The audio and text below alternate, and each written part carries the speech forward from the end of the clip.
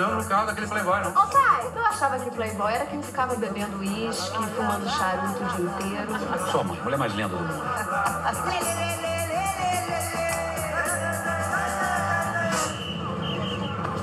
A obra de arte, ela faz refletir. Quando eu saí do cinema e olhei para os lados, eu vi muitas pessoas em silêncio, com ar reflexivo. Elas estavam pensando, estavam refletindo. Então eu não era a única. São as reações que a arte provoca. Aplica-se falar que é um filme belo quando o que ele revela não traz nada de belo? É uma obra de arte. Então, esse foi o ponto de partida que me levou a refletir sobre o valor da arte, por que precisamos dela e o que define o belo na expressão artística.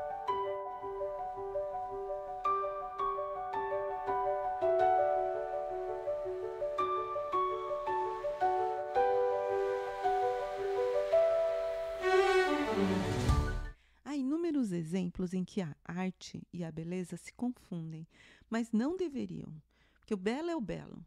É um tema filosófico, está lá, ao longo da história ele adquiriu diferentes interpretações, passando pela beleza do cosmos para os gregos, né? Aquela perfeição do cosmos é a beleza. Já a arte sacra, por exemplo, ela traz a beleza do divino criador.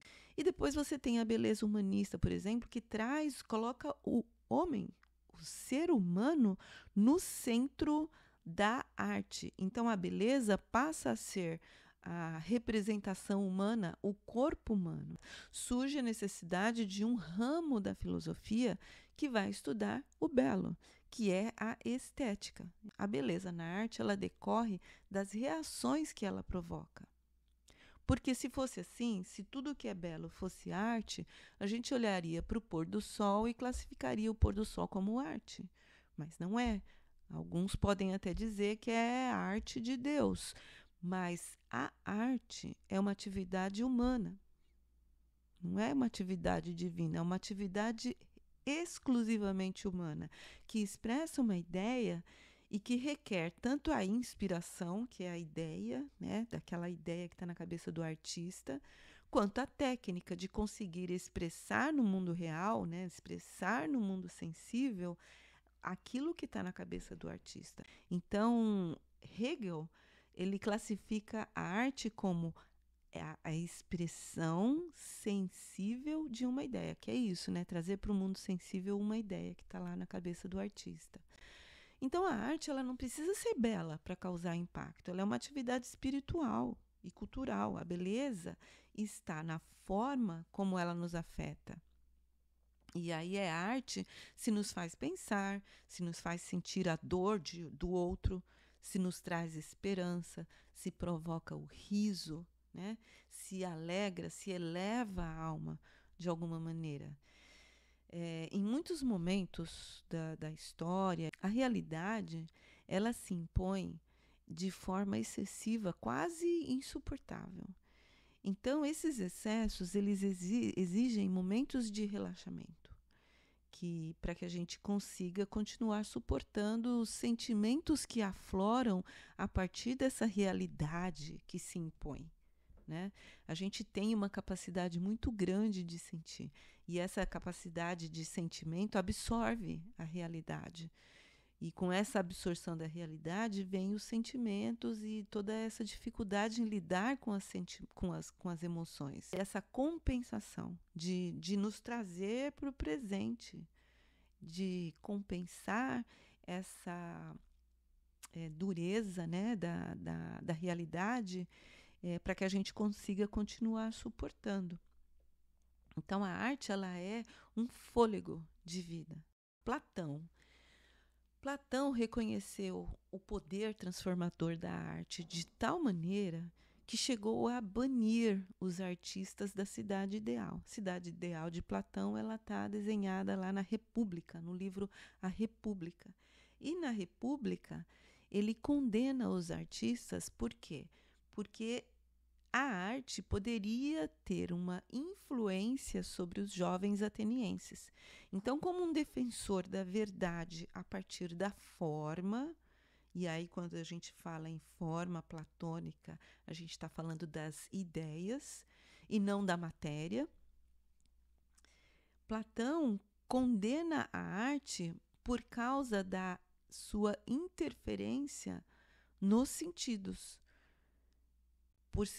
por representar uma imitação dos fenômenos captados pelos sentidos, ou seja, é uma cópia da realidade. Já Aristóteles, ele parte dessa ideia da imitação dos fenômenos captados pelos sentidos para a sua definição de arte, mas ele não concorda com Platão, que foi o seu mestre. Ele eleva a arte à condição de belo quando ela representa uma plena materialização da forma. De novo, aí o que a gente estava falando, né? Então, ele traz a arte para a poiesis, que é a ação transformadora e criadora. Aristóteles, ele define o homem como um animal artístico na sua poética. Imitar é natural nos homens desde a infância, e nisto diferem dos outros animais, pois o homem é o que tem mais capacidade de imitar, e é pela imitação que adquire seus primeiros conhecimentos. Hegel nos apresenta a arte como uma encarnação de uma ideia em um material sensível. Então, seria a junção das duas coisas. A arte requer tanto a ideia, que é a inspiração, quanto a realização perfeita, que é a técnica por parte do artista. A necessidade universal da arte é, pois, a necessidade racional que o ser humano tem de elevar a uma consciência espiritual o mundo interior e exterior, como se fora um objeto no qual ele reconhece o seu próprio si mesmo. Esse é Hegel. A gente se vale do poder da arte, da música, das artes cênicas, das artes plásticas, para alcançar essa consciência espiritual no mundo interior e exterior. E isso potencializa a nossa existência. Por quê? Porque causa um impacto nos sentidos, proporciona possibilidades. Por exemplo, a catarse, que é descrita por Aristóteles como aquela purificação que a gente experimenta, um expurgo de fortes emoções, como a pena, a dor, o medo que a gente sente ao assistir um filme que desperta esses sentimentos. E a outra seria a oportunidade de refletir mais profundamente sobre um determinado tema, que é o que a gente está fazendo aqui. Então é aí que reside, aí que mora a beleza da arte. Ela só é verdadeira quando atinge um grau de perfeição na execução de uma ideia, porque não há nada de belo nos horrores causados pelo regime da ditadura militar. Mas o filme, ele nos envolve e nos coloca na experiência daquele horror. Então ele provoca emoções e reflexões que só a obra de arte é capaz. Esse poder transformador é um motivo pelo qual, por exemplo, os regimes autoritários rejeitam a arte. Perseguem os artistas, eliminam os incentivos culturais, demonizam a arte para que o povo se afaste dela, Lembra da polêmica que o Bolsonaro causou demonizando a Lei Rouanet? E aí que muitas pessoas repetem sem nem saber o que é a Lei Rouanet. Por quê?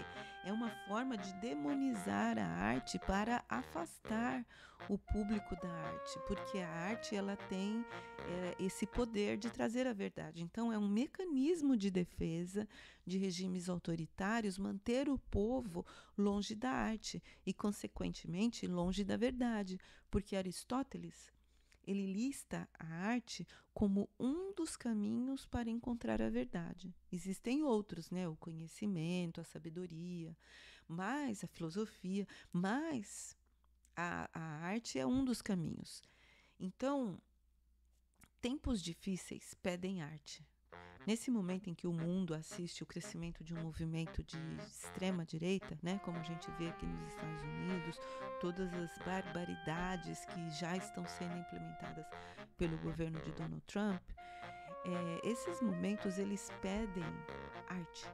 Ela proporciona essa capacidade de reflexão, ela proporciona a oportunidade de trazer mais pessoas para um mundo em que cada um possa fazer um pouquinho, cada um fazendo a sua parte, em vez de simplesmente deixar as coisas como estão e deixar que regimes autoritários, como o que a gente vê no filme, se repitam. A arte, ela proporciona esse alerta, coloca esse alerta na cabeça.